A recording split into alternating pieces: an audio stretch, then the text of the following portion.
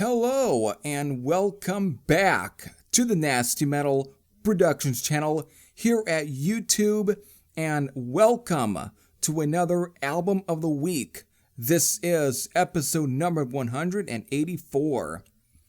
Today I am looking at Saints and Sinners, the fifth album from the legendary Whitesnake, the second album to be released through Liberty and the last to be released through Sunburst.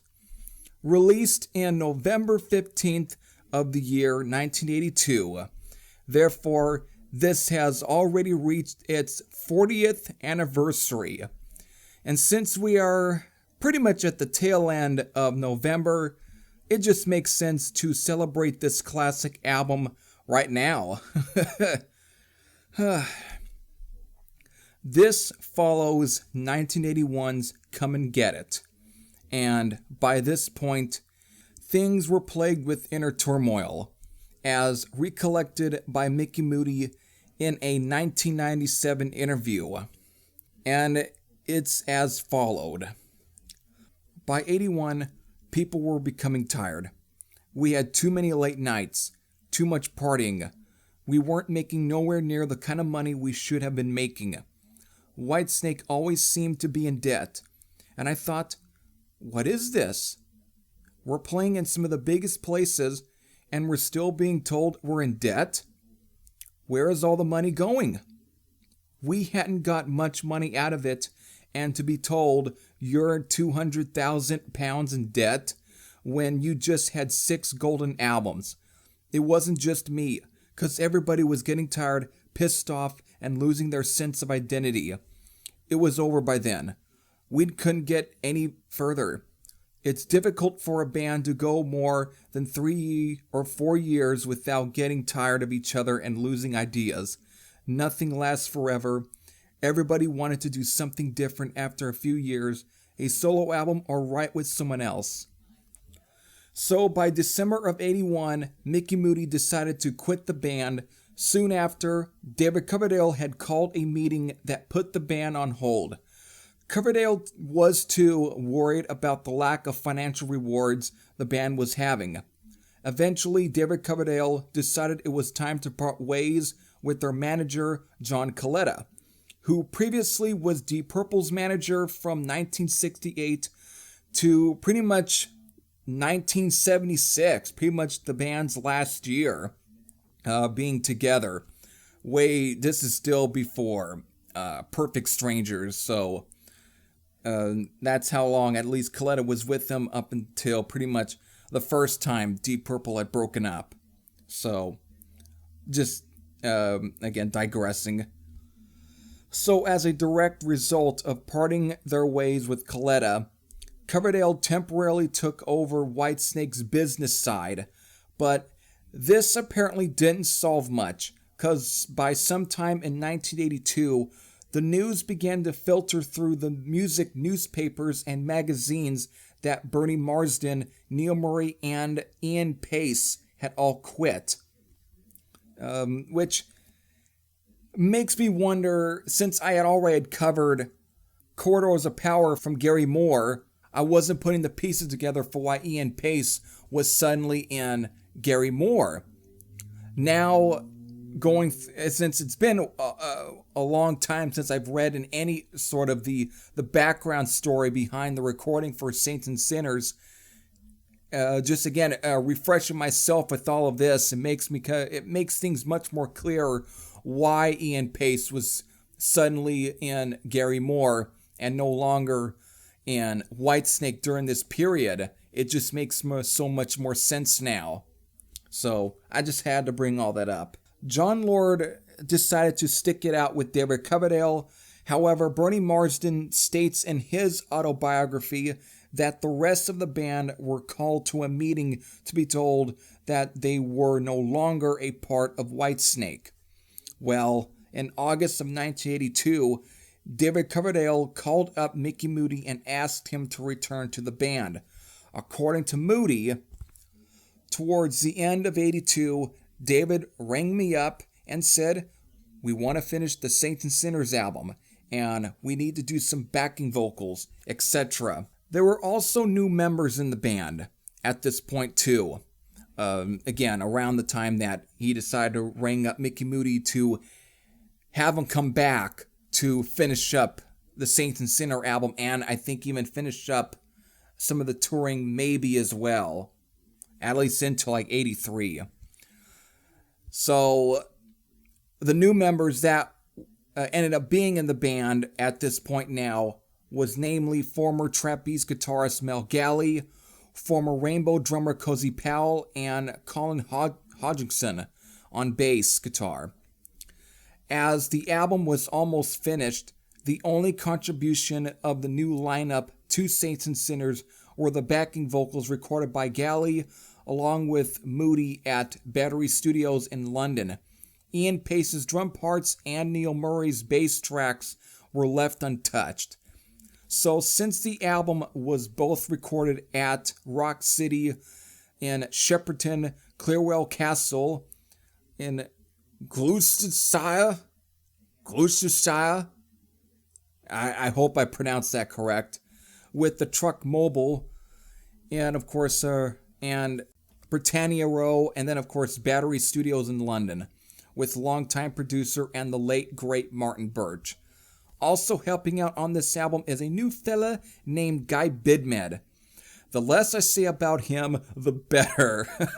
Otherwise, this would be a 30 minutes longer. Oh, yeah, it would.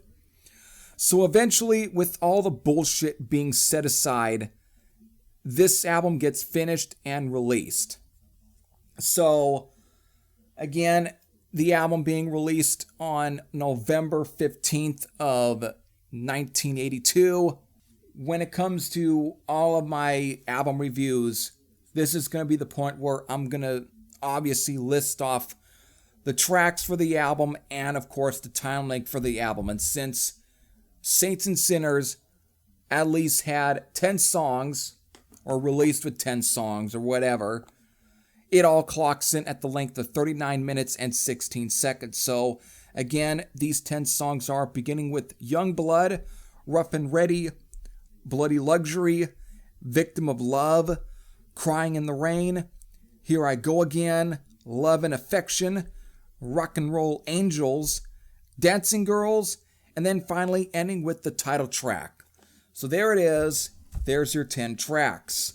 So with all the trials and tribulations of what was going on behind the scenes here, with everyone not on the same page in a way, did this affect the feel of the record and thus result in a lackluster album? I don't quite think so. I love this record. I pretty much feel this was a step up from the previous album, Come and Get It. Not that I think that that was a terrible record, just more of a middle of the road kind of record to me.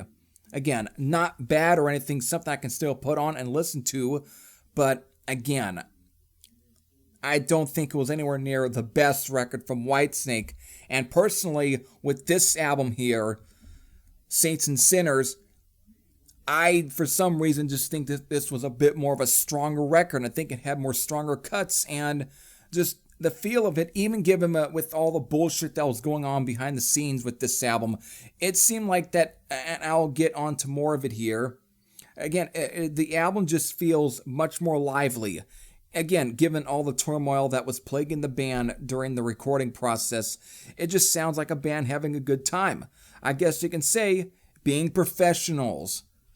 There really isn't a bad song to be found on here. It has plenty of fun, boogie, groove-based, bluesy hard rockers. This album did spawn 2 songs that would later, in the 80s, get re-recorded, with one of them becoming Coverdale's and every middle-aged couple's anthem. Those 2 songs were Here I Go Again and Crying in the Rain. Here I Go Again, written by both Coverdale and Marsden, is a bit different here. It's much more melancholic, much more bluesier compared to the more electrified, overdriven version of the 1987 version. But its other difference is in the lyrics. In the 1987 version, in the chorus verse part, it goes, Like a drifter, I was born to walk alone. However, in this version, the 1982 original version, it's instead, like a hobo, I was born to walk alone. According to Coverdale, his reasons are that, again, into why the lyrics were changed in, even for like the 87 version, is that initially the lyrics had drifter, I guess in the original writing process before everything was more finalized prior to the Saints and Sinner album here. So it originally did have drifter, but as that was already used in different songs, he chose instead hobo. However, the later was changed again to drifter in, again, the re-recorded 87 version, reportedly to ensure that it would not be misheard as homo. Right, because after all, nobody would suspect the guys of Whitesnake to be gay or anything. Fucking hell. Alright, I'm just going to move on. Now, Crying in the Rain here is much more bluesier. Also, again, this is another one that's kind of different compared to the one on the 87 version. Again, it's just much more bluesier here and less more electrified. But to me, I think it's effectively heavy in this version. I much prefer this version. Same as well, Here I Go Again, to the one on the 1987 album. It comes off much more natural, more authentic to the themes and personality of the song than I think the 87 version does. The only reason I think many people would prefer the 87 version is because those are the people that listen to the 1987 album here in the States than those that probably would have grew up with the version in 1982. Again, the people on Europe would be the ones that would prefer this version. I'm going to be the ones that would agree with the people in Britain and stuff. You know, I would definitely be the one that falls on the side that really prefers the original 1982 version over the 87 version. Again, the people that would prefer the 87 version are just because of it was probably the first time they had heard the song, and so they're always going to go for it. Although I just prefer the more overdriven, without the fact that I think the lyrics of the song itself, I think, doesn't quite fit the tone that the 87 version has. It's to me, the 82 version here just seems much more authentic and more natural, is where I'm kind of going with my opinion on it. It's just, again, the personality. It's a blues track, and that's what I think the song should have been stuck at. It's a fucking blues song, and a really good heavy blues rocker at it. It's a great track. But besides those two, there are also some other great songs on here as well, like the opener Youngblood, Rough and Ready, Victim of Love, which I think is actually better than Guilty of Love on the album after this. Not to say that I dislike the song Guilty of Love, it's just that for some reason there's something more organic to Victim of Love for some reason. I think it's a bit more catchier. It's much more hookier. It kind of pops out better than compared to Guilty of Love, in my opinion. And of course, Love and Affection, Dancing Girls, and the title track, which is just a heavy song that could have been on Come Taste the Band. There are just some great songs here. Again, great catchy bangers on this album. If I had to pick a weak link, it probably would be Rock and Roll Angels. It feels kind of thrown together and sort of bland, because compared to the rest of the album, it's pretty pedestrian in comparison. Not a horrible song by any means, just basic filler. I actually would have preferred the unreleased track Soul Survivor over Rock and Roll Angels. Just my preference. I do want to bring up a little funny thing that I noticed here. It's with some songs on the album here. And again, this was something I was kind of noticing when I was going through the songs or whatever, or the track listing on the album. It's just something I end up noticing every time on here, is just that I find it amusing that there are 3 songs here that have "and" in the title, like "Rough and Ready," "Love and Affection," and "Rock and Roll Angels."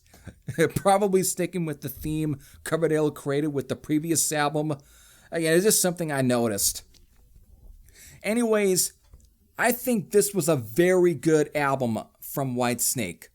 I love this one from the first time I listened to it back in 2015 when I first got the little Box of Snakes CD box set. I loved it ever since. So I guess in a way that kind of ends my real thoughts of the album here. And again, just a great album from beginning to end. So after the release of Saints and Sinners, it reached number 9 in the UK and charted in 8 additional countries. In the UK, the record was certified silver. Chastity Whaley, writing for Kerrang, gave the album a lukewarm review, like almost most people did in fucking Kerrang, or it either would be Kerrang or it probably would be fucking Rolling Stone.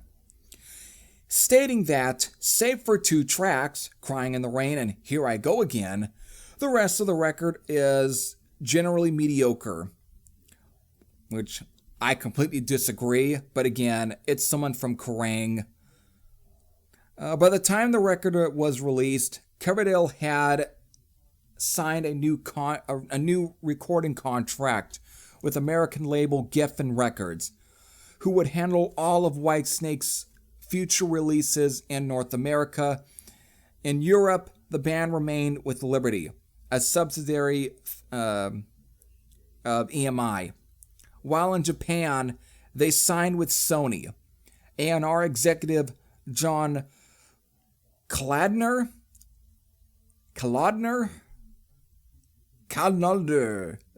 We're just gonna call him Kalodner or something. Just fucking butcher the name as much as possible. Who had been a longtime fan of Coverdale's, convinced David Geffen to sign the band. Meeting Geffen and Kalodner. Now I'm just doing all this on purpose. Fuck this guy. Had a major impact on Coverdale and his future vision of Whitesnake. He explained, "I'd been surrounded by a mentality, if you make £5 profits, let's go to the pub. Whereas David Geffen said to me, if you can make $5 profit, why not 50? If 50, why not 500? Why not 50,000? Why not 5 million? Coverdale soon set his sights on breaking through in North America, with Kalodner advising him.